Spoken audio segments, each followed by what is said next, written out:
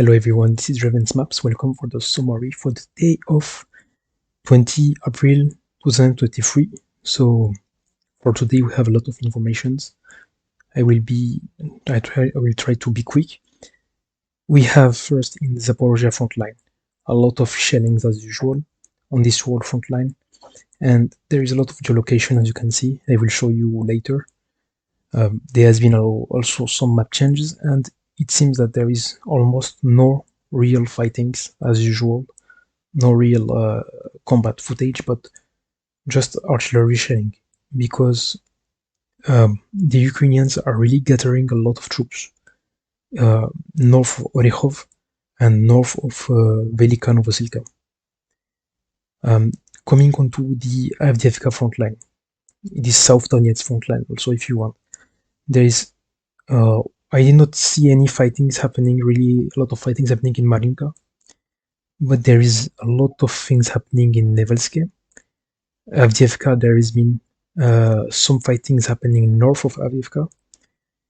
And coming onto the Bakhmut front line, this is a front line that did not change a lot since last video. There hasn't been a lot of change. There has been this change apparently, so this is confirmed captured by the Russians, so it confirmed that it is Russian now, and there has been a lot of shelling and bombing as usual. And there is an interesting geolocation I will show you, is this building that has been destroyed. Now coming onto the Siversk front line, there has been almost nothing happening in this area, or at least I did not find anything. But there has been an interesting geolocation in the Kreminna front line, in the Kreminna forest, that allows me to set back the map, to advance the map in favor of the Russians. So if you remember previously, there has been, like in the previous mappings, it was like this. Let me show you. Yeah, but apparently the Russians managed to capture all of this area since then, and I could prove it thanks to a few geolocation I will show you. Now coming onto the CHERVONOPOPIVKA and the north of Kreminna frontline, there has been intense fighting happening lately. A lot of, especially armored fighting, so tank fighting, tank being used, and a lot of attempts from the Ukrainians to storm the forest and take it back. And also, I don't, as you can see, I like put the forest, this forest system, like this area, with its own color, because I believe this part is as important as this one. It's like really, really important. It's really where all the fighting is concentrated, because from capturing these forests, the Ukrainians can directly storm CHERVONOPOPIVKA and use this forest as a base. And coming onto the northern front line, so Svatove and Kupiansk front line, there's been intense shelling. Apparently there has been some fightings in the Kupiansk front line, especially not far from Dvorichna, it's in this area, and around Sinkovka.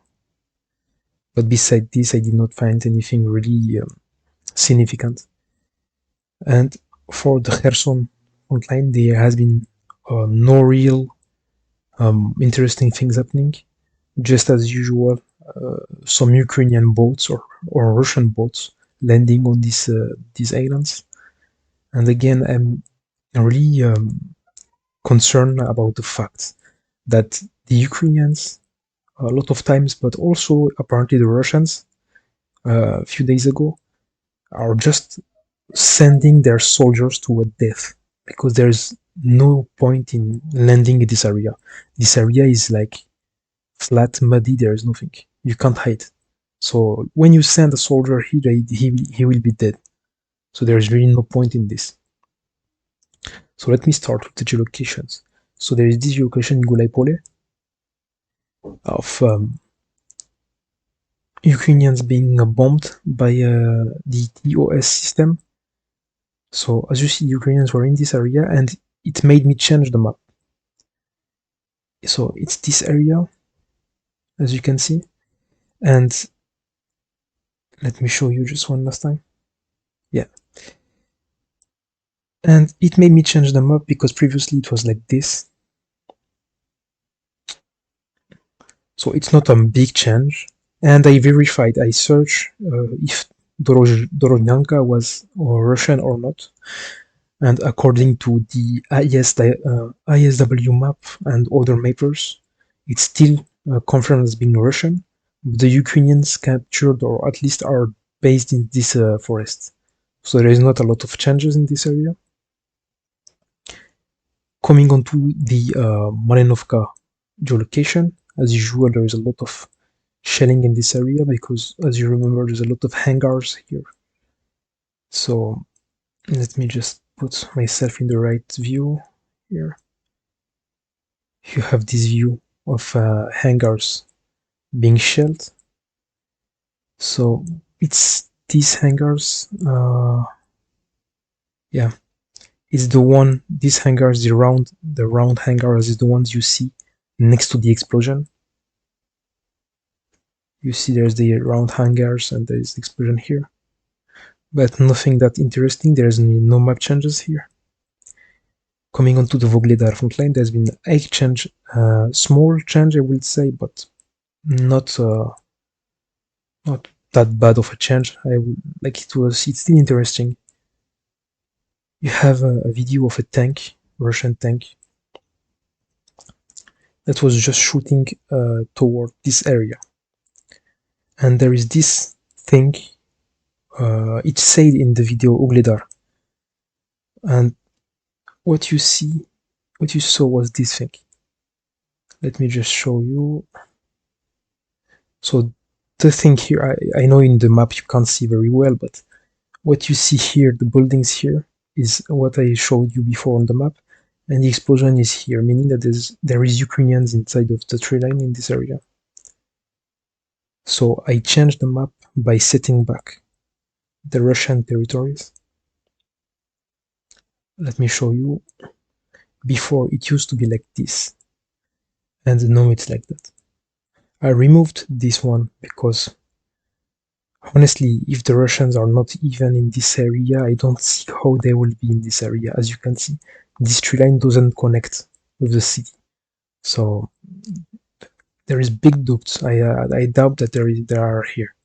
I'm sure about it, very unlikely.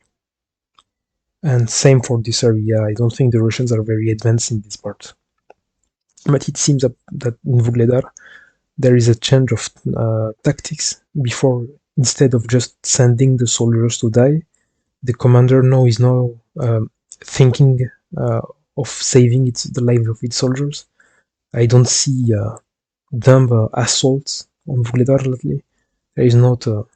It's not like before where the commander in Vuhledar, the Russian commander, was just sending the soldiers to die. No, I don't see this. Thankfully for the soldiers. For Nevelske, there has been a lot of fightings lately, if you remember the previous videos. And there is again this footage, but this one is a Ukrainian footage. And in this footage, you can actually see 1, 2, 3, 4, and the fifth one has been destroyed here. Russian vehicles trying to storm the Nevelske village, but it failed. The tanks got destroyed and the assault failed. It was catastrophic. And if I'm showing you this, it's very important because, well, first of all, the assault was in this field, so I had to set back the place because before it was like that. But most importantly, if you remember, there is a lot of videos circulating online of the Russians attacking Nevelske, but in the videos that the Russians, it's not even the Russians, it's the Donbass, Donetsk People's Republic Army, but in the Donetsk militia, when they post a video, you always see the tanks attacking, but you don't see what happens after. You don't, you don't hear any more about it, and you don't hear that Nevelske has been captured or that anything has been achieved. You have to understand that in this area, from what I understood, the commanders of these areas are very criticized because these are commanders from the Donetsk People's Republic Army, and I remember before that there has been a lot of soldiers who complained, Russian soldiers who complained that the Donetsk People's Republic commander they had in Vodian, for example, just sent them to their death towards Severnev in a failed assault. And for Nevelske, it's the same thing.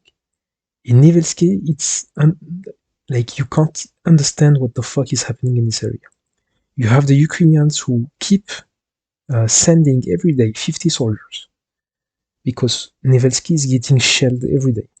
Every day, every hour, every second, this place is shelled. Every trench is shelled, everyone is dead. Every Ukrainians are always getting killed. But this place is still Ukrainians. It's because the Ukrainians keep sending troops. They keep sending troops every day to manage to keep this area. So the Ukrainians commanders are just sending Ukrainian soldiers to die here. They have like their life expectancy in Nevelske is less than 1 day. And on the other side, you have the Russian DPR commander who is sending his troops to charge with tanks in a like empty field with no support, no air support, nothing to get killed. So really, this area is like horrible. It's horrible. It's terrible. I don't understand what's the point of this. There's legit like in both sides. It's just they are just sending each other to die here. There is no strategy, nothing. And coming onto the north of Avdiivka frontline, things here are working better in the sense that the attacks are planned, and there is less people in this frontline than in this one. Yet the frontline that is moving the most is this one. I believe it's because in this frontline it's more the Russian army that is managing the assault and not the DPR army.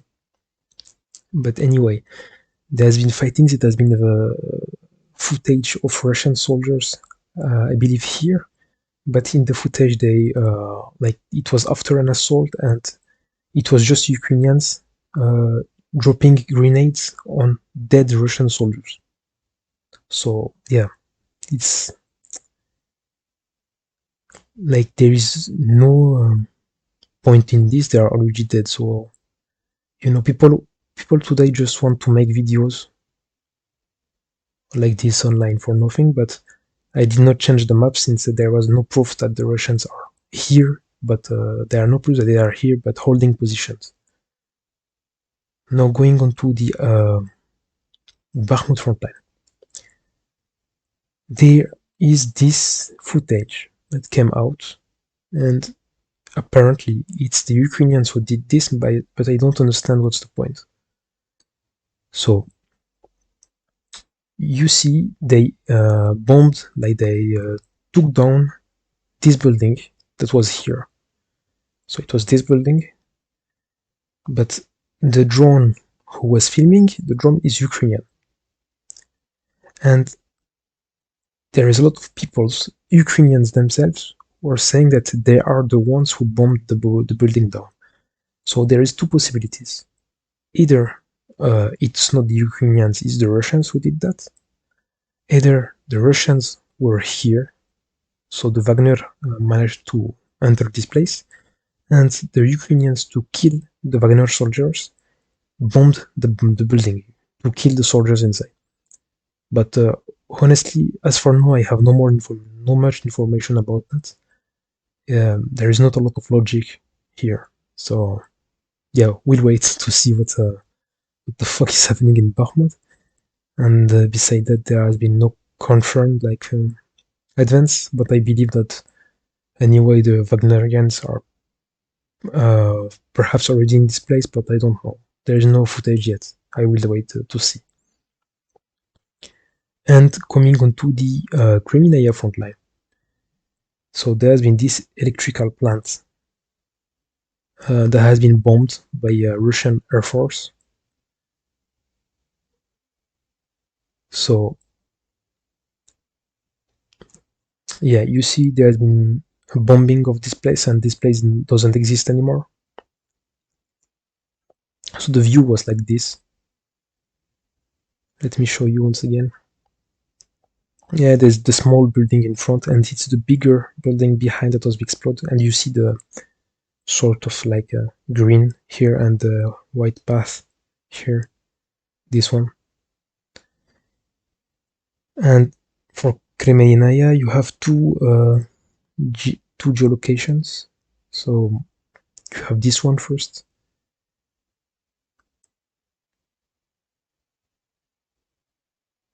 You see here you have the lake in the middle, and you have a Russian tank shooting toward Ukrainian positions here. So the view is actually like this. You have the Russian here and the Ukrainians who are in this place. And I know the lake doesn't look like the same, but it's because in this map, the mapping, like the Google map is older, the image is older than what's the reality on the front line.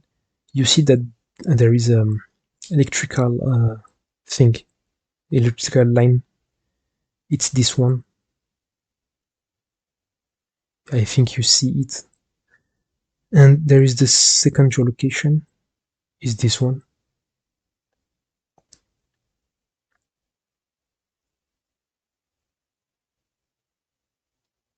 So yeah, you have the Russians launching like missile with explosive rope, and the Ukrainians were here, and it's this view. They launched a missile toward this place. So there is this mapping change. Let me show you. Well, I already showed you, but to understand the logic, it's this one that made me change. Because if it was just this one, I will tell you that perhaps it just came from this area, like that. But this one, I believe he most likely came from this area. And if he came from this area, that doesn't mean that the Ukrainians are not here anymore. And anyway, you have your locations of Russian here, here, so very unlikely that there is any more here left, any Ukrainians left. And coming on to the CHERVONOPOPIVKA frontline, you have this geolocation.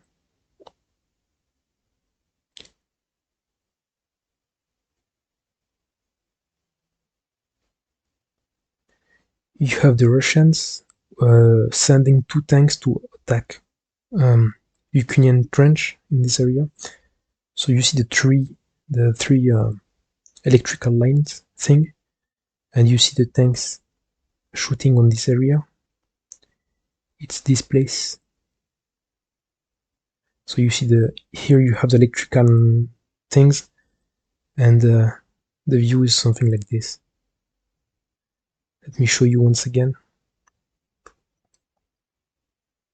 Yeah, you can see very well it's the same view. And the second footage is from today. And you see this. Well, I know it will be hard for you to understand how, like, what view it is, but it's like this. Basically, you have the electrical plant here. I will show you, wait. Here you can see down left that there is electrical, like some buildings, electrical buildings. And there is the forest in front. And there is the tree lines here and another tree line behind. And it's actually something like this view. And the tanks are in this area. And there is the tree line behind like this going there. So let me just show you once again. the tanks were here, Russian tanks were here and were shooting on the Ukrainians in this place.